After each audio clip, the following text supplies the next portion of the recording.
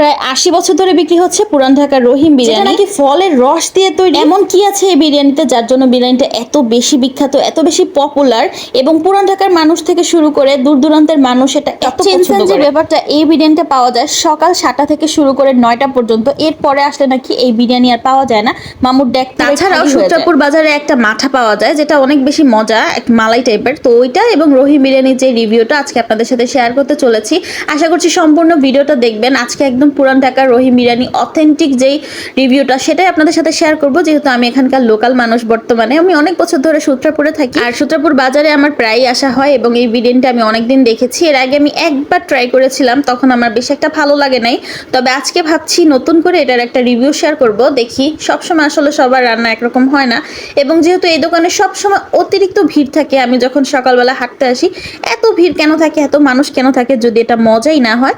তো আমি ভাবলাম আরেকবার যদি এটা ট্রাই করি তাহলে বুঝতে পারবো যে ওই দিনকার আমার যেই টেস্টটা আজকের মতোই হয় না। প্রথম যেদিন এসেছিলাম ওই দিন এত পরিমাণে ভিড় ছিল, এখানে দাঁড়ানোই যাচ্ছিল না। আজকে কিন্তু মোটামুটি একটু কম ভিড়, তবুও দোকানের ভেতরে অনেক বেশি মানুষ, বসার কোনো জায়গা নাই, সবই হচ্ছে পুরুষ মানুষ। সো এই কারণে হচ্ছে আমি বাহির থেকে জাস্ট দাঁড়িয়ে দাঁড়িয়ে দেখছিলাম, ভিডিও করছিলাম। আর এখানে মামা হচ্ছে হাত থামছেই না, একের পর এক বিরিয়ানি প্যাকেট করেই যাচ্ছে, এবং ওনার এখানে যথেষ্ট কর্মচারী আছে, সবাই মিলে বিরিয়ানি প্যাক করে। সো আমি হচ্ছে প্যাক করে নিয়ে নিয়েছি, যেহেতু এখানে বসার জায়গা নেই, আমাকে বাসায় গিয়ে খেতে হবে। আর এখানে একটা স্পেশাল মাঠা পাওয়া যায়, তবে মাথাটা আজকে খেয়ে আমার একদমই ভালো লাগে না। পর্যাপ্ত পরিমাণে মালাই ছিল না এই মাথাটার ভেতরে, যার কারণে এটা খেতে একদম পানসে টাইপ লেগেছে, মানে পানি বেশি ছিল। সো 20টা টাকা আমার পুরাই করতে গেছে।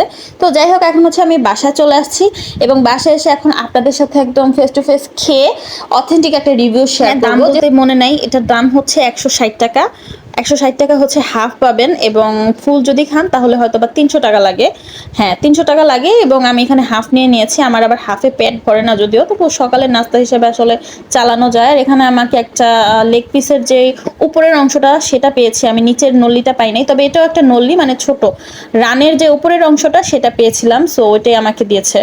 তো এখন হচ্ছে আমি এটাকে খেয়ে আপনাদের সাথে শেয়ার করব, যেটা আসলে কিরকম, একদম অথেন্টিকটা শেয়ার করব। তো এই কারণে হচ্ছে আপনাদের সামনে ফেস টু ফেস খাবার ফার্স্টে যখন এক বাইট দিলাম, আমার কাছে ওই দিনের মতো মনে হয় না, আজকে তো একদমই ডিফারেন্ট। তবে আজকে একটু ভালোই ফ্লেভার আসতেছিল।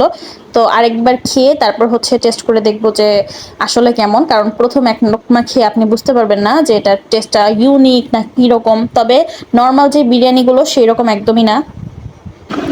বেসিক্যালি আমি যখন প্রথমবার এই বিরিয়ানিটা খেয়েছিলাম তখন না আমার কাছে ভালো লাগে না, কারণ ওই দিনে যে মশলাটার ফ্লেভারটা ছিল আমার মনে হয় একটু তীব্র ছিল, মানে লং এর যে ফ্লেভারটা অতিরিক্ত ছিল, যার কারণে আসলে মজা লাগে না। কিন্তু আজকে আজকে অনেক মজা, আজকে অনেক মজা।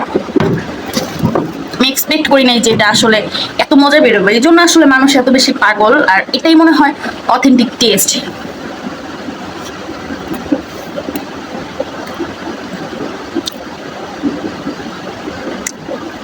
ওয়াও, মাংসটা একটু কম, মানে একটু একটু করে খেতে হয়, বাট আলটিমেটলি এটা খুব সফট, সফট, অনেক সফট। মাংস সফট হলে আমার কাছে ভালো লাগে, অনেকের কাছে শক্ত শক্ত টাইপেরটা ভালো লাগে, বাট আমার কাছে আসলে মাংস সফট হলে ভালো। তো লাস্টে আমি বলতে চাই যে এই বিরিয়ানিটা আসলে অনেক মজা। যারা যারা এখানে এসে খেতে চান অবশ্যই এখানে এসে খেতে পারেন, আমি আপনাদেরকে রেকমেন্ড করব। এবং এখানে কিন্তু সকালবেলা 7টা থেকে 9টা পর্যন্ত এই খাসির যে বিরিয়ানিটা, স্পেশাল বিরিয়ানি, এটা পাবেন। এবং সন্ধ্যাবেলা কিন্তু এখানে মোরগ পোলাও এবং খাসির তেহারি পাওয়া যায়। কোনো একদিন আমি সেটাও আপনাদের সাথে খেয়ে ট্রাই করব। আজকের ফুড ব্লগিংটা যদি তোমাদের কাছে ভালো লাগে, নেক্সটে আমি পুরান ঢাকার আরও কিছু খাবার তোমাদের সামনে হাজির করবো ইনশাল্লাহ।